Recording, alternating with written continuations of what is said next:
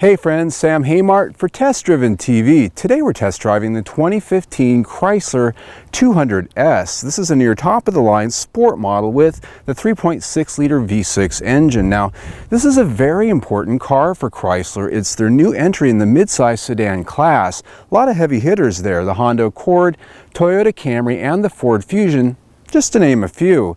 So my question today is, does it have the goods to really play the game?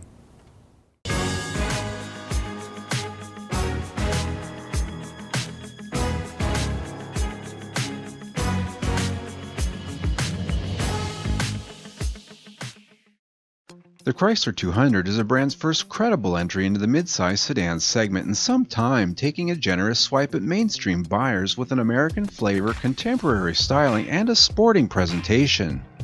Styling is a departure from the brand's larger and more formal 300 sedan with a fastly raked roofline. There are some similarities in character to the Dodge Dart, to which the Chrysler 200 is loosely related, but they have separated the two with entirely unique sheet metal.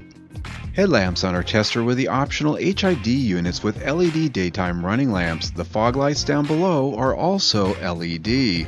Trims on the 200S are a glossy black from the grille to the window surrounds. The rear view is handsome with dual exhaust tips fashioned into the lower valance, and the aluminum rear suspension arms are well visible. The dark finish on its 19-inch hyperblack alloy wheels contrasted well with the billet silver paint on the exterior. Inside, the 200S gets a unique design from other 200 sedans. A blue highlight trim is found across the dash panel and door panels. Along with black chrome accents, that blue trim extends down to the center console as well. The leather sport seats, which are both power adjustable up front, heated and ventilated, also feature the blue theme with accent stitching in their hides. Leather also extends to the steering wheel, which has a full complement of controls and paddle shifters. Speaking of shifters, you'll note the absence of a shift lever here. The 200S gets Chrysler's increasingly common dial knob on the console to select transmission gears. It's easy enough to use, but I honestly miss the traditional gear lever I habitually reach for.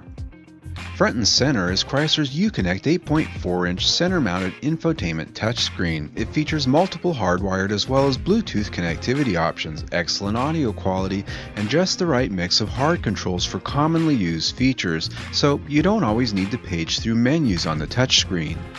Now this interior is actually quite a mixed bag for me. It's got a lot of things going for it and a few things that I think really need improvement, but we'll start with the good stuff first. Here in the 200S, these sport seats are very comfortable and they've got a nice leather trim to them.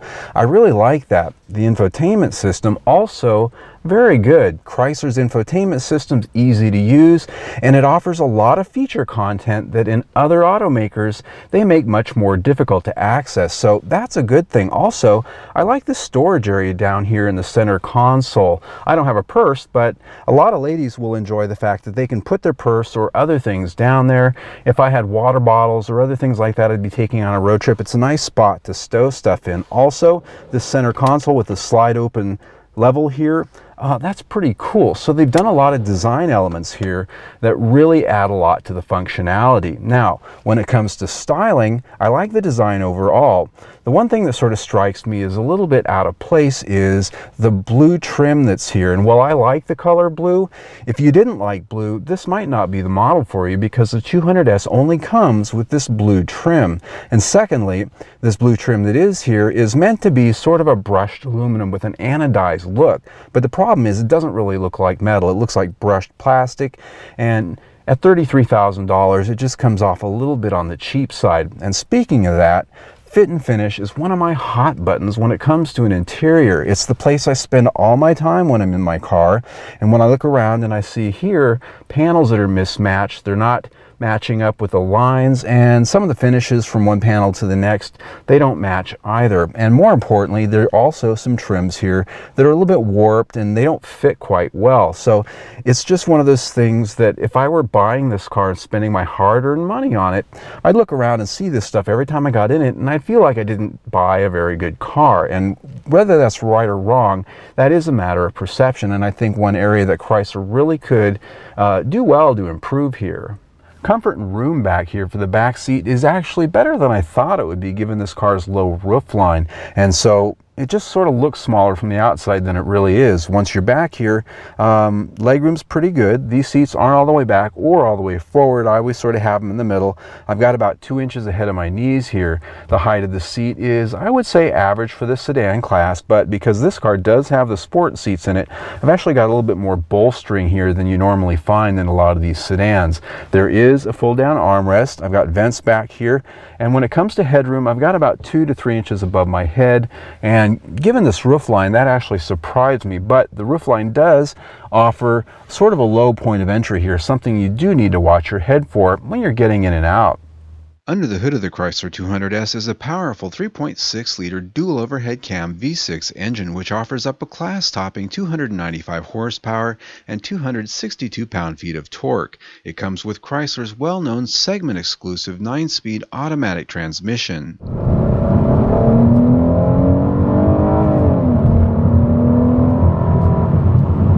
Now this 3.6-liter V6 is actually kind of a nice surprise in a sedan like this, because a lot of cars in this class aren't offering a V6 anymore, much less one with nearly 300 horsepower.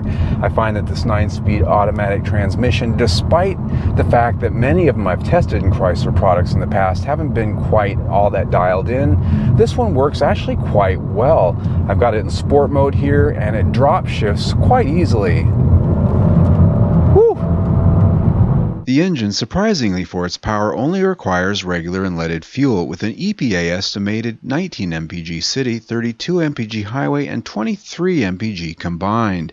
In our week with the Chrysler 200S, we achieved a healthy 28 mpg combined city and highway. Suspension and chassis and specification are par for the class, with a McPherson strut suspension up front, electronically assisted power steering, and a multi-link rear suspension. Four-wheel disc brakes can be found at all corners, and all-wheel drive is available as an option. And handling? Well, I gotta tell you, this is one of the better handling in its class. This is based on the Alfa Romeo Giulietta platform, which originally came from Fiat Alfa Romeo, and because of that, all new chassis for the Chrysler product range, it has more of a European tune and feel to it. Now, yes, they did put in a little bit of an American tune, which means it's very well isolated over things like tar strips, bumps, potholes, the kind of things we might find on American roads. But the overall feel of the road that you get here is a few ticks higher than some of its competitors. The 200S felt solid and quiet overall, both around town and on highway stints. Built at a fully modernized assembly plant in Sterling Heights, Michigan, the 200's structure features generous use of high-strength steels.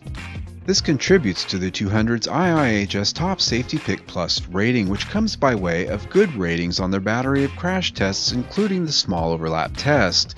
The 200 is available with a superior level of crash prevention systems, which also contributes to that rating. Summing it up for the 200S, there are quite a few areas about this car that I was more impressed than I thought I'd be, namely the performance and this powertrain. Fuel economy was a big one, 28 mpg for the week. 5 more than promised on the window sticker, and I didn't have to try that hard to get to that point. As you saw, we still played a little bit with this motor and enjoyed the power, which is at the top of its class.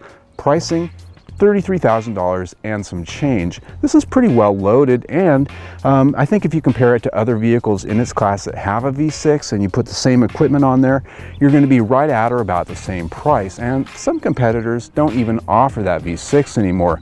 Now, as we look at the stars here, this interior is really where the car really let me down quite a bit. It really just speaks, when it comes to fit and finish, to a lot of the American car-isms we came to know in the 80s and 90s, with things that don't line up and just a general feeling of they didn't care that much. And so I think that's really just the main area about this car that Chrysler could really improve on to get us up and score. But overall, we're still at 4 stars for the week on account of some of these other metrics that the car really did shine in. I'm Sam Haymart for Test Driven TV. I hope you enjoyed the ride. If you enjoyed our review, please click on the link on the screen to subscribe to our YouTube channel. You can also follow us on the Google, Twitter, and that Facebook by clicking on the links below in the information section.